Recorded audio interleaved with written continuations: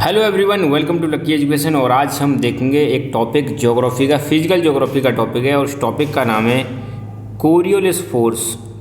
ठीक है, और मैं यहाँ पर आपको इस कोरियोलिस फोर्स का कॉन्सेप्ट आपको समझाने वाला हूँ। बहुत ही इंटरेस्टिंग टॉपिक है, आपको समझना चाहिए अच्छी तरह से, और इसको मैं रिवाइज भी करा दूंगा।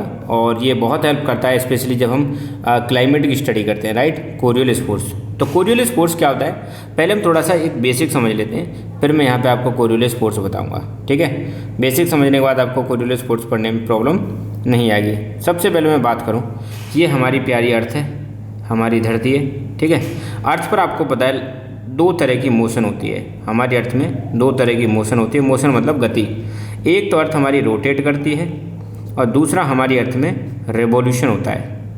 रोटेट का आपको पता होगा, हमारी धरती अपनी एक्सिस पर ये क्या करती है, रोटेट करती रहती है। तो रोटेट करने में इसको 24 आवर्स लगते हैं। और रोटेट करने की वजह से आपको पता है डे एंड नाइट क्यों होते हैं, क्योंकि अर्थ हमारी क्या करती है, रोटेट करती है, और इसी वजह से डे एंड नाइट होते हैं। बात करेंगे रेवोल्यूशन की, तो आपको पता है हमारा जो सन है, सन के चारों तरफ हमारी धरती क्या करती है, हमारी अर्थ चक्कर लगाती है। ये मान लो हमारी अर्थ है, तो अर्थ क्या कर रही है, चक्कर लगा रही है। इस रेवोल्यूशन की वजह से, रेवोल्यूशन को कंप्लीट करने में 365 डेज लगते हैं। 365/1/4 डेज लगते हैं, राइट। तो अर्थ में दो तरह की मोशन हो गई, एक तो हो गई रोटेशन और दूसरी हो गई रेवोल्यूशन। एक तो रोटेट करती है और एक रिवॉल्व करती है ना।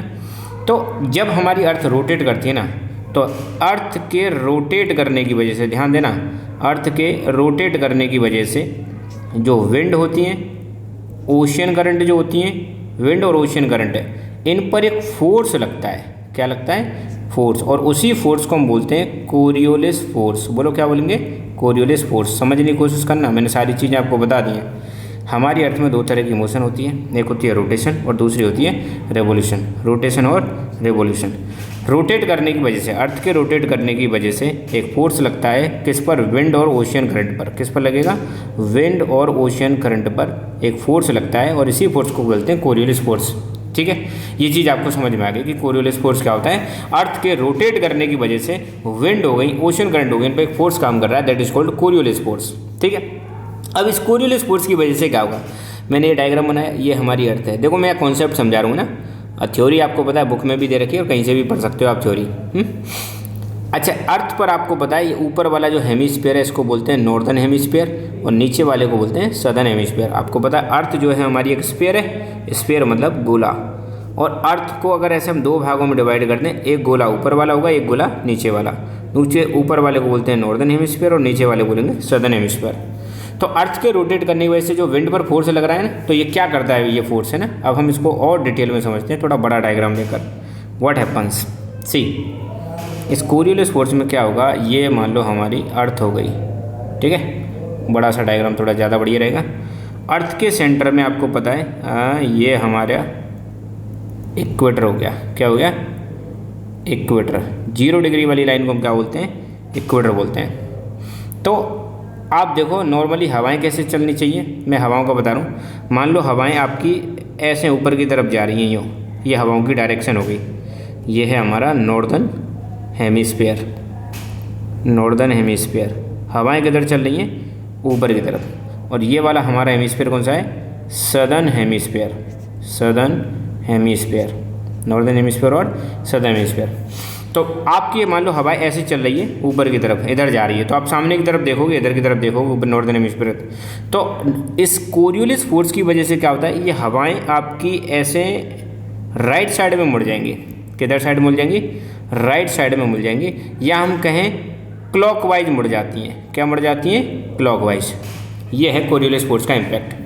और अगर सदर्न हेमिस्फीयर में मान लो ऐसे हवाएं चल रही हैं, इधर की साइड में यूँ चल रही हैं, तो आप इधर की साइड में देखोगे और क्या होगा, हवाएं आपके लेफ्ट में मुड़ जाएंगी।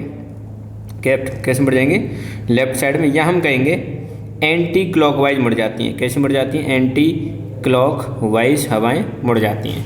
तो ये हुआ हमारा कोरियोलिस फोर्स। एक बार दोबारा से फिर से एक बार देखते हैं सारी चीज़ें। व्हाट आई सेड, अर्थ पर हमारी पर क्या होता है, अर्थ हमारी रोटेट करती है। रोटेट करने की वजह से एक फोर्स लगता है।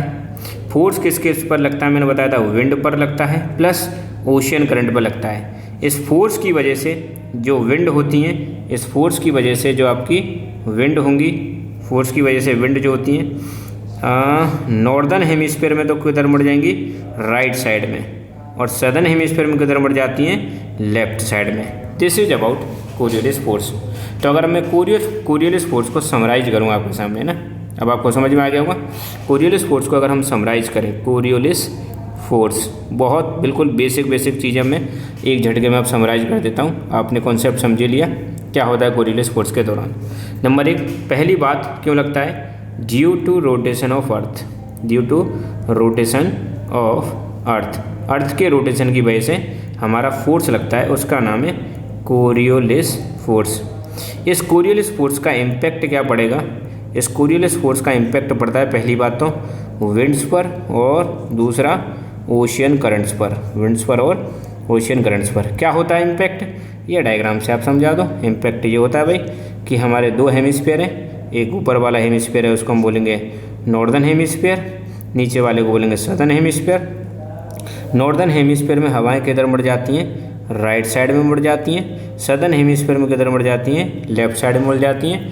लेफ्ट यहाँ तो ऊपर वाले में तो राइट साइड में मुड़ जाएंगी, आप बता सकते हो राइट साइड, और नीचे जो है सदर्न हेमिस्फीयर, यहाँ पर हवाएं कोरियोलिस फोर्स की वजह से लेफ्ट साइड में मुड़ जाती हैं, या आप कह सकते हो एंटी क्लॉक वाइज, और ये हो जाएंगी आपकी क्लॉक वाइज मुड़ जाती हैं। अच्छा, कोरियोलिस फोर्स की बात करें तो ये फोर्स ना आपका कोरियोलिस फोर्स, ये फोर्स आपका मैक्सिमम कहाँ पर होता है, तो देखो ये जो जगह है इसको बोलते हैं इक्वेटर। इक्वेटर पर तो कोरियोलिस फोर्स आपका मिनिमम रहता है। कैसा रहता है, मिनिमम। ये वाले जो एरिया है इसको हम बोलते हैं पोल्स, ये वाला एरिया प्लस ये वाला जो एरिया है इनको पोल्स बोलते हैं। पोल्स पर कोरियोलिस फोर्स मैक्सिमम होता है, ये भी आपको ध्यान रखना है कि कोरियोलिस फोर्स कहाँ पर मैक्सिमम होता है, पोलर एरिया में। कहाँ पर मिनिमम होता है, इक्वेटर पर। इक्वेटर पर ये कोरियोलिस फोर्स नहीं होता ना, इसलिए यहाँ पर कभी भी साइक्लोन्स नहीं बनते हैं, ये हम कभी बाद में समझेंगे। साइक्लोन्स यहाँ पर कभी भी नहीं बनते हैं। तो this is all about Coriolis force. I am sure आपको समझ में आ गया होगा। So thank you so much, keep learning, keep enjoying, and God bless you all.